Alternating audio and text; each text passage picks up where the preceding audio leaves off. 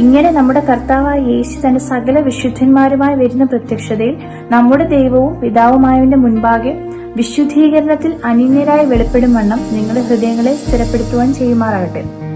അതായത് കർത്താവിന്റെ വരവിൽ സ്ഥിരതയോടെ, യാതൊരു കുറവുമില്ലാതെ സ്ഥിരതയോടെ വിശ്വാസത്തിൽ നമ്മളുടെ ഹൃദയങ്ങളെ സ്ഥിരപ്പെടുത്തിയിരിക്കാനാണ് പൗലോസ് നമ്മെ ഓർമ്മിപ്പിക്കുന്നത്.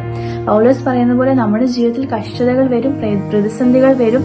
എന്നാലും അതിൽ നിന്നൊക്കെയും ജയം നൽകുന്ന ദൈവം നമ്മെ ജയോത്സവമായി ഈ കഷ്ടതയുടെ നടുവിലും പ്രതിസന്ധികളുടെ നടുവിലും ജയോത്സവമായി നടത്തുന്ന ഒരു ദൈവം കർത്താവാണ് നമുക്കുള്ളത്. ഈ കർത്താവിന്റെ വരവിനായി നാം ഹൃദയങ്ങളെ സ്ഥിരമാക്കണം. അന്യോന്യം സ്നേഹിച്ചും ക്രിസ്തുവിനുള്ള സ്നേഹത്തിലും വളർന്ന് നാം ഹൃദയങ്ങളെ സ്ഥിരമാക്കണമെന്നാണ് പൗലോസ് നമ്മെ ഓർമ്മിപ്പിക്കുന്നത്. മക്കളെ, കഷ്ടത, പട്ടിണി, നഗ്നത, ആപത്ത്, വാള്, ഈർച്ച, ഇങ്ങനെ പലവിധ പ്രയാസങ്ങൾ നമ്മുടെ ജീവിതത്തിൽ കടന്നു വന്നാലും ഇവയ്ക്കൊന്നിനും ക്രിസ്തുവിനോടുള്ള സ്നേഹത്തിൽ നമ്മെ വേർപിരിക്കാൻ കഴിയില്ല.